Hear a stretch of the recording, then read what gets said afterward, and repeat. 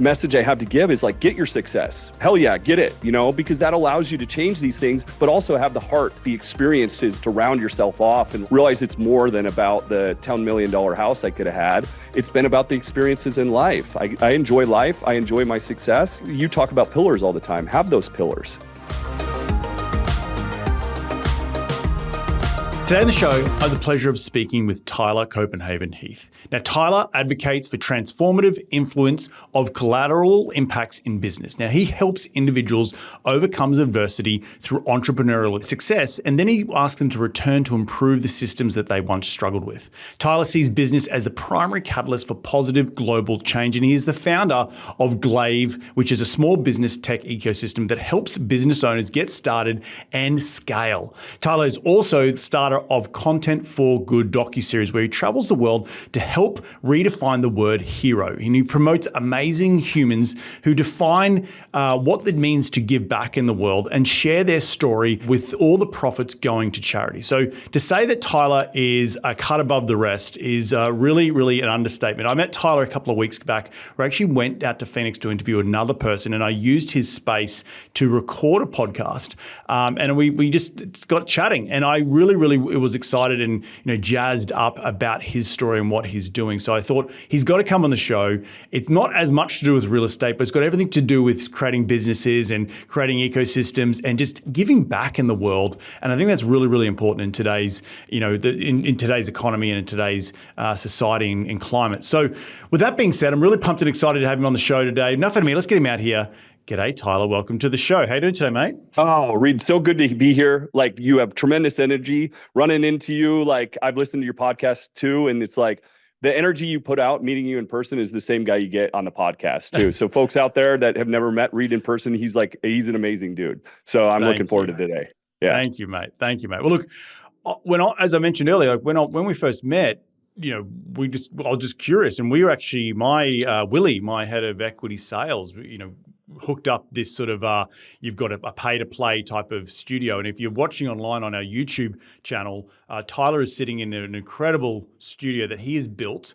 And think of his studio like a co-working space for podcasts. You can come and hire it, per hour or per session.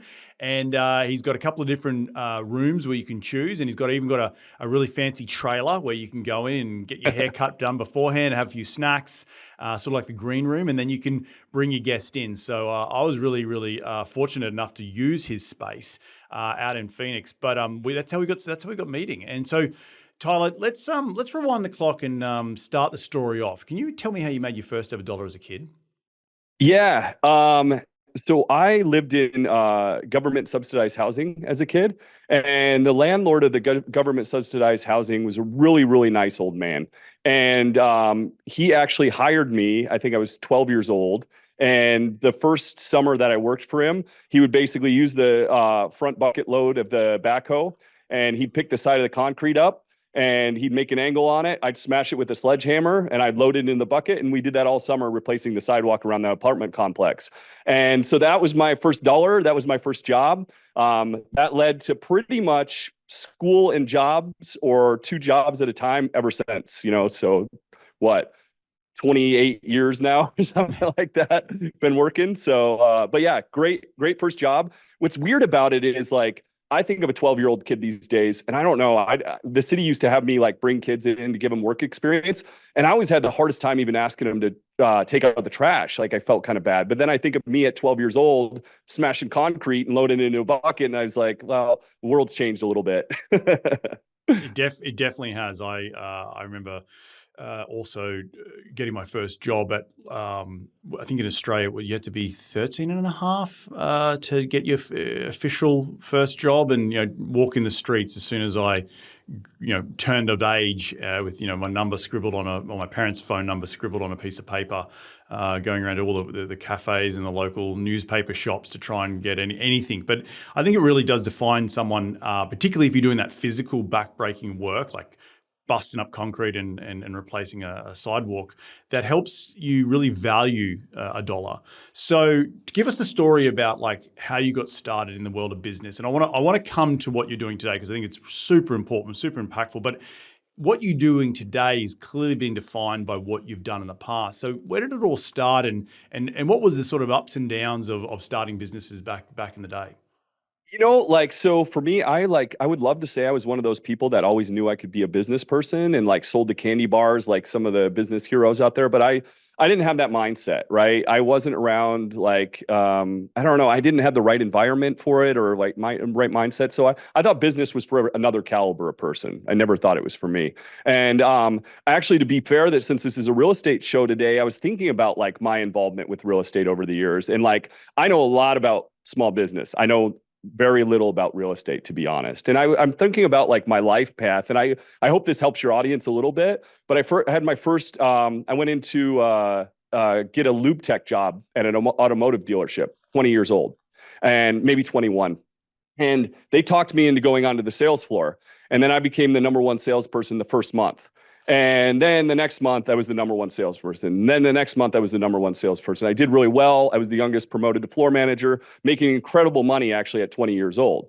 So I lived in Seattle, and I lived in a house on the lake. I had two brand new cars. I had a boat, it's like I had everything at 20, 21 years old. And I remember the guy, and this is where I hope your audience, it will help them either like one way or another, because I listen to your show. I have my own shows, and it's like, people get to their success and then they find out importance, right? And so I'm hoping this kind of helps with that a little bit. So anyways, I'm 21 years old, making a lot of money, especially for a kid. I'm living on Lake Sammamish, which is a beautiful area. It's just outside of Microsoft. Like my neighbor has a helicopter pad, and it's always funny because here's this 20-year-old kid, and then his next door neighbor is the guy with the helicopter, a doctor, physician, like whatever. And I remember the guy had offered to sell me the house. And back then it was $600,000, and like, that was actually, it was a decent sized payment, it's like, I think about that quite often. I actually looked it up this morning in preparation. Had I bought that house for 600,000, it's worth now, according to Zillow, probably in the realm of $10 million. Wow. And so that at the same time, I had just taken real estate classes. I was planning on getting my real estate license. And I kind of like had this moment where I was working, 120 hours a week, making good money that young. And I happened to go golfing with this old man, and he's like, do what you love and you'll never work a day in your life. Now I found out that's not the key. That's a little bit harder to do, but it did like transform me in that moment. And I ended up going and doing a lot of other things, And so, so what I would get at there is like, my life would be so much different. I would have a $10 million house right now, but I would have been working 100 hours a week. I would have never experienced most of the things I experienced. I would have never went to college and got an MBA or a biochemistry degree. And so I don't know. I hope it helps your audience, especially the younger audience, is like, experience is important too. I could have the $10 million house and I would have probably amassed a huge amount of real estate by now as well. But those life experiences have led me to where I'm at today, and I'm glad for it, right? And so 100%. Fast forward, when I was in college, I was studying biochemistry, and I was building cars in my backyard. And the city of Scottsdale said, can't be doing that. And that led to me moving into a dirt lot with no electricity, no power, no running water, and starting my first business, building cars, which well, it blew up, I guess, to say the least, in a good way, and it went a lot further than that. And then that led to several other businesses, and that's how I kind of got started. I begrudgingly got into it. I was scared to do it, but it turned out to change my life. Well, look, and you mentioned that this is a real estate show, and it is at the heart, and what we've been going for nearly a decade now. But as people who've been listening to this show for a long time, you see the common traits with everyone that we interview, whether they be in real estate, whether they be in CEOs of tech startups, whether they be small business people, it's all the same things, all the same traits ring true to every single person that I interview. It's not whether you start in real estate or you start in a small business. It's about the things that you just mentioned, experience.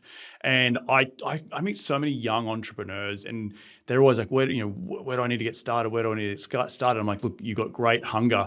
I actually think, you mentioned experience back then. I think one of the best things for young people to do is actually to go traveling around the world. And I don't mean like high-end traveling. I mean backpacking. Like, get a backpack, squeeze $1, go visit some other countries in third world places, and become globally a global mindset. And that's going to help you way more than trying to hustle on that one thing. And, don't get me wrong, doing that hustle right now, but it's going to be back. It's going to be here when you get back. So go spend a couple of years. When I was young in my early 20s, I finished my engineering degree and I actually went and worked in the south of France, and I worked as a deckhand on a super yacht for a Russian billionaire. I traveled the Atlantic Ocean. Now I look back at that time, and I actually met my wife, why am I living in the States today, through doing that experience. I had like $800 to my name when back in 2009 when I rocked up in the south of France trying to scrub decks. But that's the experience that you'll never get back, right? You'll never have that time again to go and be young and silly and do all the cool things. But that's the beauty of going out and traveling the world to help you redefine about what you want. So I completely agree with experiences are just as important as degrees, because degrees help teach you things. Experiences really put you life into perspective. So, but let's for sure, yeah, and I'm sure you got a lot to add to that. Yeah, I tell, like, if you run across somebody that's like, I don't know, mean-spirited, racist, like hateful, it's like I tell them, like, let's buy you a ticket somewhere in the world. It's like you experience the world, it builds your heart. I don't know better way to do it. So I mean, I've had, like, we went to Chechnya. I used to be pretty involved in the MMA world. I cornered a fight in Russia, and we get to Chechnya, and Americans don't often get to go there, right? And this old man comes running up on the street, and like this, our security guards were a little afraid actually, because Chechnya has been war torn forever. And he hugs me and he goes, "Thank you for coming to my country." Or like being in Nigeria, and the kids, like, I have hairy arms. The kids have never seen a guy with hairy arms before, so they're petting me like a cat when I'm not paying attention. I mean, like. These are the things that change your world and like really open your eyes to it. And I think the biggest message I have to give is like, get your success. Hell yeah, get it, because that allows you to change these things, but also have the heart, and like the experiences to round yourself off and like realize it's more than about the $10 million house I could have had. It's been about the experiences in life. I enjoy life. I enjoy my success. It's like, and that's, you talk about pillars all the time. Have those pillars, so. Yep. No, that's exactly right. You mentioned a lot of things. Like, it sounds like you've done a lot of stuff, MMA, and you're talking about cars. Like, let's get into some of the list of things that you've done before we dive into what you're doing today. But like, what were the things over the years that you've been involved with that have those experiences, so to speak, that have helped you shape where the mission you're on today? Like every experience has been something. Like one of my favorite speeches is like Steve Jobs. I think it's Stanford speech, connecting the dots. Because my life has been so random. I was in the concert business for a while. I told you about my sales background, which has helped me exponentially. Cars are hard to sell, and so like learning to be good at that has helped me with everything. And not only that, but being a shining light in the car world, I treated it completely different. I'm a customer service guy. I'm a morality guy. Like, if I don't have the right option, I'll send you down the street guy. It's like I learned so much about, and it's been like the key to our success in business too, is treating people the same way. It's like you probably notice when you come in the studio, I'm big on experience. It's like I'm around everywhere. I love to meet the people, that sort of stuff. I should be at my desk working on my tech company, but instead, like, I love to interact with the people and meet the people. But that's been kind of the key to our successes. And so those things, the customer service jobs at an early age, like I was a bartender through college, that helped exponentially, like people skills and that sort of stuff. Having money early on and realizing very early that, like, not having any, raised a welfare kid, and then having it, and then like finding out there's importance that lay in the middle, right? Not to struggle, but the money isn't everything, right? That isn't the complete happiness. And so, yeah, lots of different jobs. My undergrad in science was kind of random and weird, like. Talk to me about that. Why biochemistry? It's like the biggest thing, like, I was afraid to go to high school because I was told I was stupid as a kid, to go to college. And so I got there and I actually like finally braved it because enough doors were shut in my face. And don't get me wrong, folks, this day and age, you don't really have to go to college anymore, depending on what you want to do. But it's like when I was even in my sales career, it's like I kept getting doors closed in my face, even though I had this huge sales track record. It's like no degree. That was the era that I was in, right? And so I finally braved it. I go to college. I start pursuing business classes, public relations classes. And then like I did really well.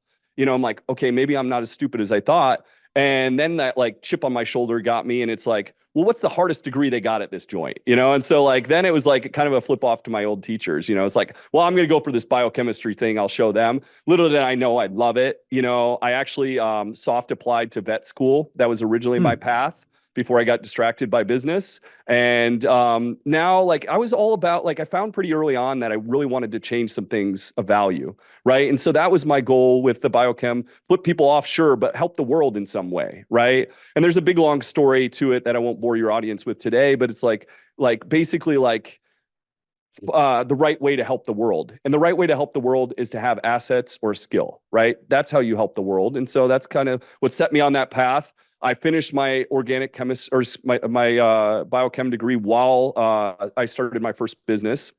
And after that, you work so hard at a business. We had good traction. I got distracted completely from ever going to grad school at that point. So, and that's where we kind of land into the business world, I think.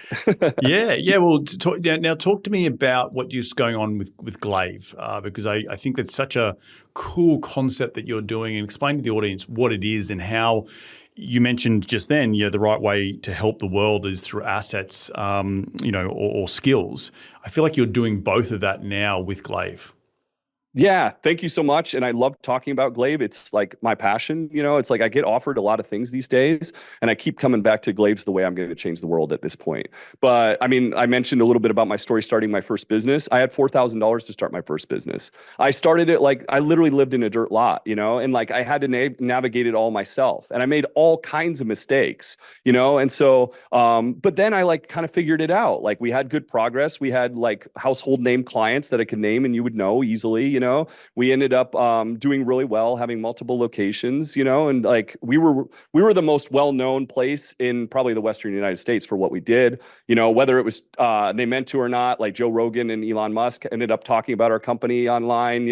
I think he actually mistook it, but it was in his head, so I'm good with that because we used to work on Teslas a ton, and so anyways, it's like we had good traction there, started several other businesses along the way, and then it's like through all these struggles, and then like after I sold my company, I kind of quote unquote like retired or took time off, and I just started helping business people. I'm like, well, how can I help the world? So I started doing pro bono business consulting. Like if somebody was going to lose their business, I would help them. If somebody wanted to start a business, I would help them navigate the red tape. And then that kind of transitioned into, now we have a facility here. You can come in physically. There's desk space. You can sit there. We'll file an LLC for you. If you're in Arizona, please don't pay $500 online or $1,000 online. Come in here. It's free. There's a $40 fee at the state to file an LLC. Average business start cost is $6,000. I don't want you spending $1,000 on an LLC. So anyways, it's kind of that mindset, right? And so when people come in, we help them, and then we work on evolving that into technology that we're going to eventually release on our platform. At this moment, we're bootstrapping it. We're building a community. We do free seminars here. I do pro bono consulting still. And our hope is we'll build our community enough to where we're going to have a platform that basically A to Z educates, helps with red tape, and then influences politics around small business. So that's awesome. That's incredible. And how many businesses have you helped get started recently? And how long has Glaive been going for, by the way? So Glaive officially has been 6 months old. So I've been doing like pro bono consulting, and I've consulted too. I have clients that are billion-dollar companies. I've consulted for eBay and places like that before. I still do some consulting, but mostly pro bono consulting. As far as started, I don't even know. As far as like probably business that's influenced now through education, helping one-on-one, hundreds at least now, so. And my goal is to impact 1 million people this year in business. And so it's a lofty one. No, I love it. I love those lofty goals. But so as I just think in my head about the car business, that was a successful exit, right? That's how it got you to where it is today. Is that right? So it's a car business. What was that, by the way? I didn't quite get that. Yeah, we started out like I'm told I'm horrible at talking about myself, so I apologize, And so, but we started out as like, I started out as like, I would coin this term drivable classics, and so I was building like 60s Lincoln Continentals and Cadillacs in my backyard. And originally that was my intention. I've been good at spotting trends. I've done it in quite a few businesses. If I have to applaud myself on one thing, I've been good at that. So we happened to start using these technologies that were new to automotive. got known for those. That put us on at least the national map, if not the world, because we were getting contacted from all over the world at one point. Then we had a lighting brand within that. But basically, we were the only place in the world where you could get anything done to your car. That would be an engine swap. That would be like complete restoration. That would be body and paint work. That would be audio work. And then that led to actually doing light manufacturing for new vehicle dealers, especially in the electric vehicle automotive space. And that's what we were doing a lot of towards selling the company, is the light manufacturing stuff. So we were kind of the go-to when you didn't know where to go at some point. Yeah. And you said it was all classics, but then morphed into more EV? Yeah, it started out like classics, I thought, and then working on like everybody's new cars from there. So my original intention was to just close the fence down, build classic cars behind the gates and like sell those, right? And then like that evolved into people kept asking me to do work for them, and then like finding these new technologies like lighting systems, like right then blasted off, and I happened to see that luckily, and so we've got known throughout the country for building really cool lighting systems. And then we also we embraced the wrap thing early on, but in a different way. So since my background was like building classic cars, nobody in the wrap world was actually thinking about it the way I did. And so like this was probably one of the keys to our success. I'm like, they're wrapping cars and they're going right over the top of everything. The emblems, they just looked horrible. And so I'm like, well, if we're going to do this, then we would treat it like a paint job. So we'd rip the car completely apart like we were going to paint it. And we got known for doing the best wraps in the country. So 3M caught on to that. And then 3M, we ended up being a test facility for their products and things like that. And so that really kind of pushed us off. And then the wrap thing brought people in the door to do lighting systems, suspension systems, what have you. And then that kind of got our name out there in the world, as far as then we went back to building, big car builds and things like that again, or like random things like we built a piece of mining equipment, or, like we didn't reinvent things. And then when the new manufacturers that weren't huge, think of if Tesla just started, right? They have to use a smaller manufacturer or do it themselves. So we fit that niche too. It's like we were a go-to that we could build those parts for new vehicle manufacturers just starting. So gotcha. And so when did you exit? How successful? You don't have to disclose how successful you were, but what was that journey look like from soup to nuts? And that's the story that I'd love to tell. It's like that business aligned with me for about 3 or 4 years, and I ran it for about 8 years. I finally decided it's like, I'm really, if you've noticed it all in this conversation and meeting me, it's like I'm really like world changed directed, right? I need some impact, and I didn't feel like I was having enough impact in that first world business.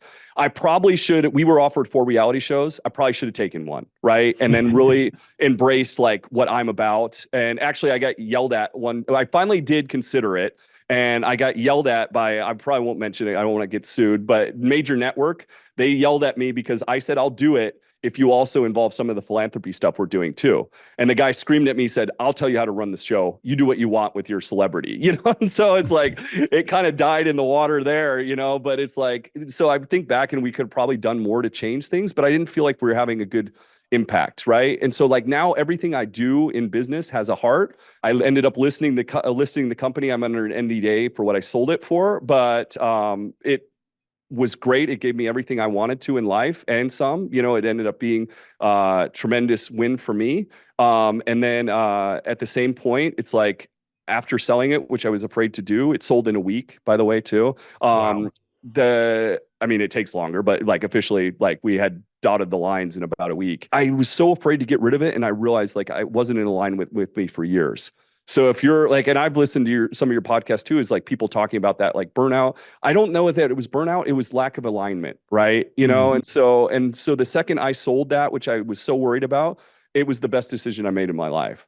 So I wonder partially if I wasted too many years there, because at the same time, I opened a custom automotive shop. I didn't open Pixar. I didn't open Patagonia that's changing the world. I missed my opportunity cost in some ways, but it also led me here today. And so I have to be happy for it. So I think that's important to talk about lack of alignment, because so many people in the business world, you're sort of really coming back to what you're now helping with, and with Glaive, is helping people get started. And a lot of people don't know where they get started, right? It's the journey of entrepreneurship is really starting to make a better life for oneself. And once you realize you can do that, through building a business or creating a widget that sells for profitability and getting cash flow or buying real estate or doing whatever that might be, there becomes a question, and I know this because I'm an entrepreneur, of you not necessarily complacency, but once you've figured it out, the brain is like, what's the next thing? And not in a ADD type of way, but are like, okay, I figured this out.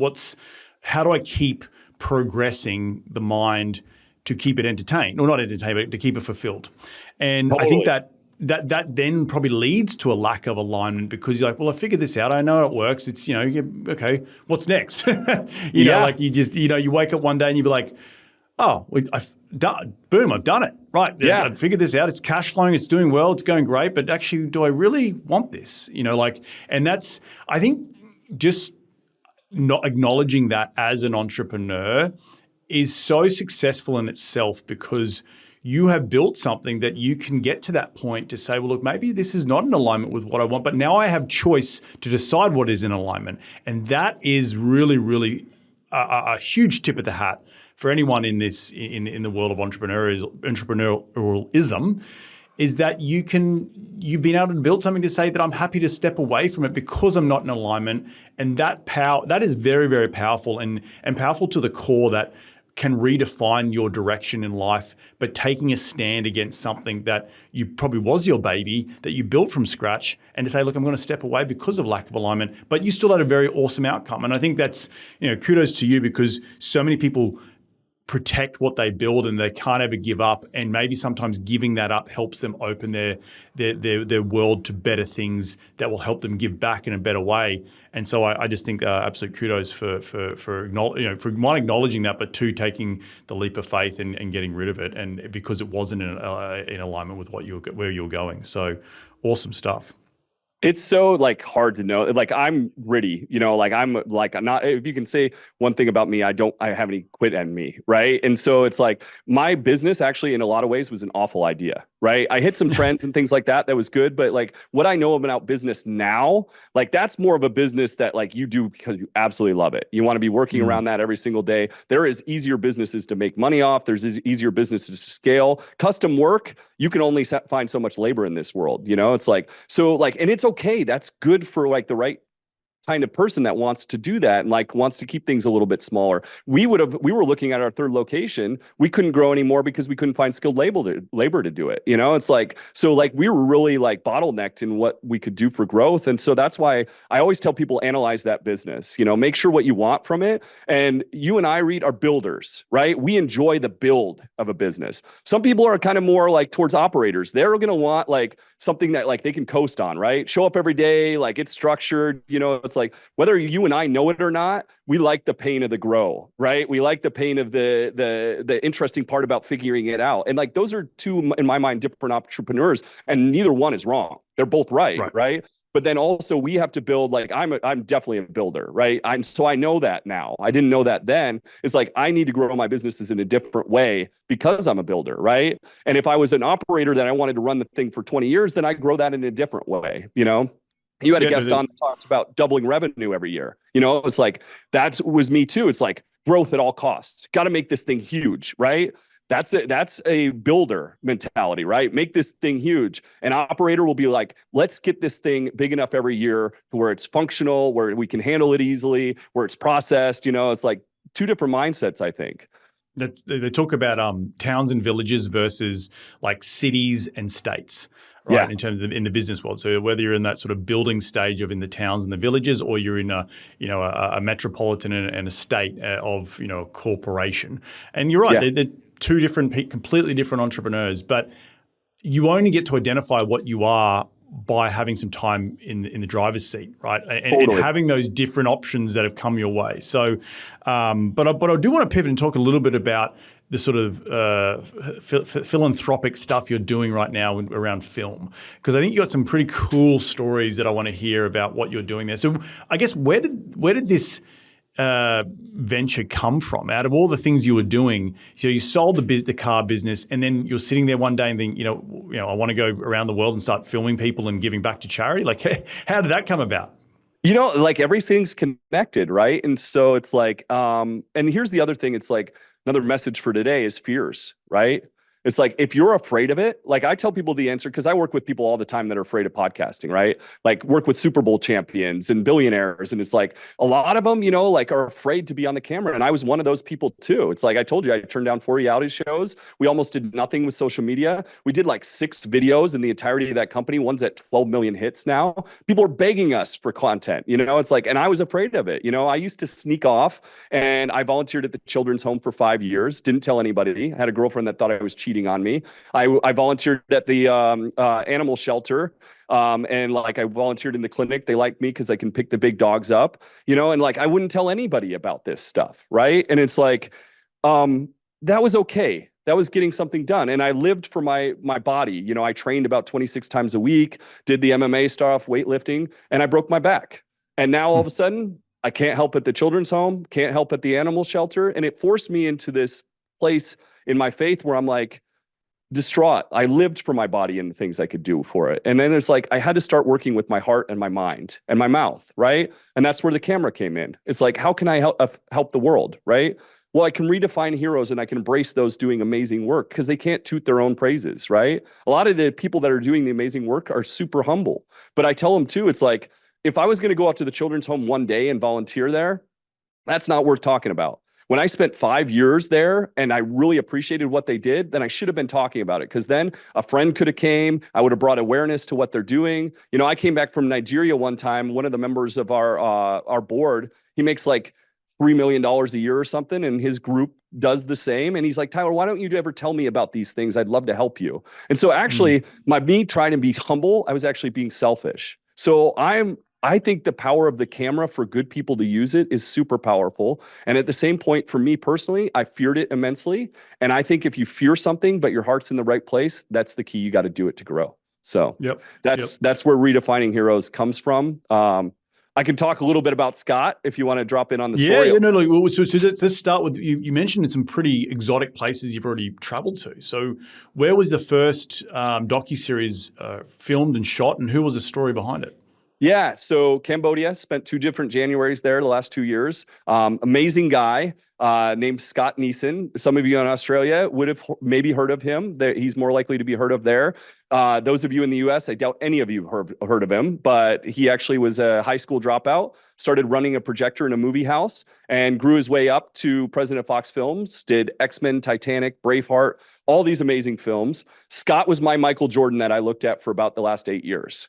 Amazing guy. Sold everything he owns, mansion, cars, and he's got 1,700 kids he takes care of over there. He feeds their families. He houses them. I met some of them that are now in college.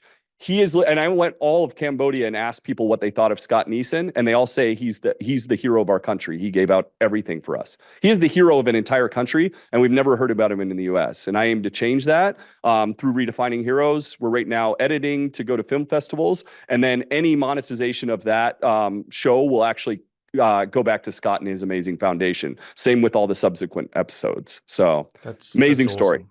Yeah, that's awesome. And who else is slated on the books coming up, or in you're about to shoot? Yeah, so we were planning on going to the Congo, but they were having like a war in the nature preserve. There's a guy over there that works with gorillas that we really wanted to go and spend some time with. And then we're looking at a couple more people right now between the team. I also do some advising for VetPaw, which is an organization of military veterans, American military veterans in Africa. So I guess the secret's out. We've been kind of looking at them too. I haven't officially told them that, and so we're chomping to do the next episode. Our goal is 2 a year, so hopefully we can get that done. And I assume through, this is all philanthropic, so you're trying to raise a bit of money from your, circles to help you keep supporting what you're doing right now, right? That we self-funded the first episode. We want to keep in line with the mission that like all of it goes to the foundation. The best way to help us with it, honestly, is if you're a brand, UGC content's huge these days. Like if Patagonia will sit here and pay me to wear this shirt, then and I don't even mean me, stroke a check to the foundation we're going to, I'll wear your shirt. That's the way you can help support us at this point. Of course, we might have to get to a point where we fundraise more to do more with it. I'd love to improve the production and things like that. But at this point, we'll do it any way we got to do it to make sure it's going to charity. And then like, if you really want to support it, please just watch, right? It's like the Kardashians make millions of dollars through YouTube these days. It's like, please just watch what we're doing, because that's a way of supporting in itself. So love it. Absolutely love it, my friend. Look, I could talk to you for hours, and you're just such a wealth of knowledge. But at the end of every show, we do like to dive into the top 5 investing tips. And you don't know these questions just yet. But before we do, what's the plan for 2024 and beyond in the next sort of 12 to 18 months in your world? Yeah, heavy focus on Glaive. I've been getting distracted a little bit by our smaller business stuff that we do. So heavy focus there. Lots of touring around and talking about and helping. I do a lot of seminars these days on accounting or marketing, that sort of stuff. So we'll do a lot more of that. My goal is to hit a million people this year, and we're bootstrapping at this point. So lofty goal, lots of work to do. But Glaive is going to change the way that small businesses in the world. I guarantee it. Love it, mate. Well, look, at the end of every show, let's get into it. The top 5 investing tips. Question number 1. This is a lightning round. First thing comes to mind, blurt it out. Question number 1 is, what's the daily habit you practice to keep on track towards your goals? Every single day, I wake up, I put a smile on my face, I hit the heavy bag at the gym, I do a weightlifting routine, I pray, and I get to work with that same smile on my face. You have to do it. Nice. Question number 2 is, who's been the most influential person in your career to date? I don't like to come off negative, but if I have to say, like, to hand it to one person for my success, it's the teachers that didn't treat me fair in high school. Like, having that chip on my shoulder has been the most impactful thing for me.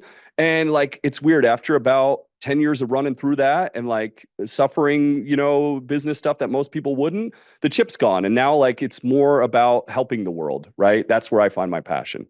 Yeah, no, it's...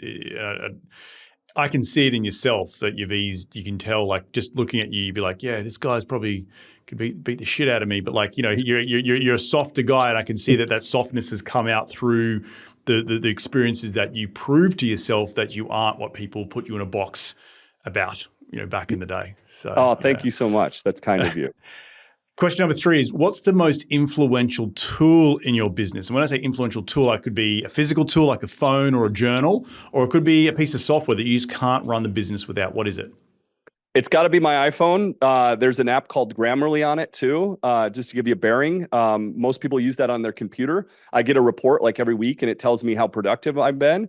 And even though people mostly use it on their computer and I use it on my phone, I'm more productive than 98% of the population on my phone. So it tells you my iPhone is my biggest tool in life. I use it constantly. Love it. Question number 4, what's been the biggest failure in your career? What did you learn from that failure?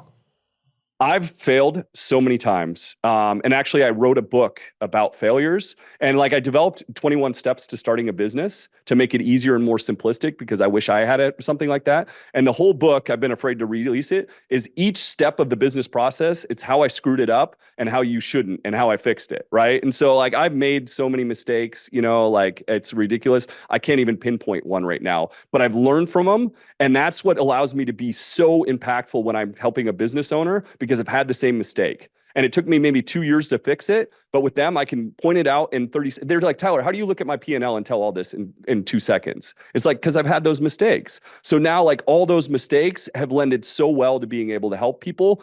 I don't know anybody that sees this stuff as quick as I do, because I've made the mistakes in it.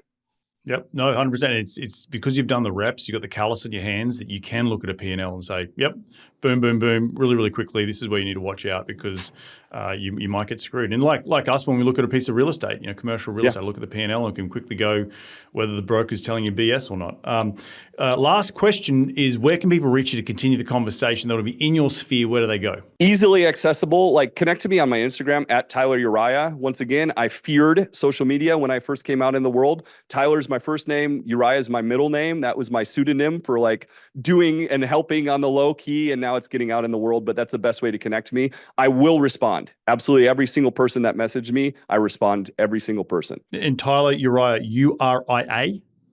U-R-I-A-H.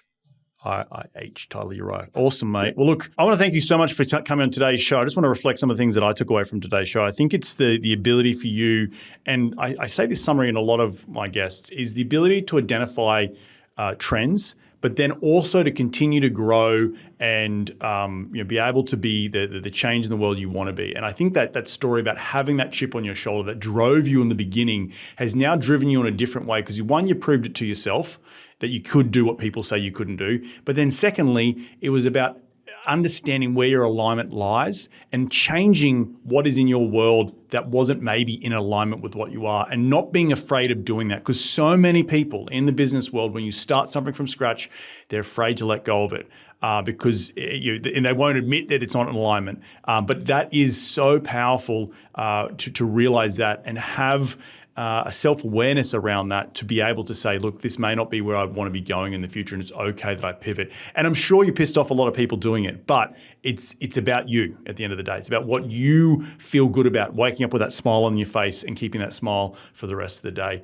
Did I leave anything out there, mate, in that summary? No, beautiful. Thank you so much. Such an honor to be here. I love interacting with you. And that's the greatest thing about this little place here is I meet such good-hearted people. So glad to connect with you. And thank you for having me. Remind people of the podcast studio you have in Phoenix for those Phoenix listeners or anyone traveling and needing to interview people in live location. Where is it exactly in Phoenix? We're right next to the airport. We call it Backlot Studios, and Backlot Studios houses a lot of our business operations here. But we use this for our own content. It's so we rent it as well, and love to have you. We consider ourselves like your family when you get in here. As Reed attested to, we really love meeting the people that come in here, love being a part of what you're doing. Such amazing people come in anytime. Just check out the place too and be part of the community. You don't have to buy camera time from us either. No, and if you do buy camera time, it's very, very reasonably priced because I just did it recently. So it's awesome stuff. Mate, thank you so much for jumping on today's show. Enjoy the rest of your week and we'll catch up very, very soon. Yeah, thank you so much. Well, there you have another cracking episode jam-packed with some incredible stuff from Tyler. Remember, it's Tyler Uriah on Instagram. That's TYLERURIAH. Please check out everything that he is doing. Also check out Backlot Studios in Phoenix if you're just wanting to get some free advice about starting a business or where you need to go in life. But also check out the stuff about what he's doing in the philanthropic world about giving back, the docu-series, and talking about these different entrepreneurs in the world that are just absolutely changing the world for good. The easiest way to help Tyler do that is by watching and liking and commenting. I want to thank you all again for taking some time out of your day to tune in to continue to grow your financial IQ. It's what we're all about here on this show. The easiest way to give back is to give it a 5-star review on iTunes. All the show notes from today's show will be up on my website at reedgoossens.com, and we're going to do this all again next week. So remember, be bold, be brave, and go give life a crack.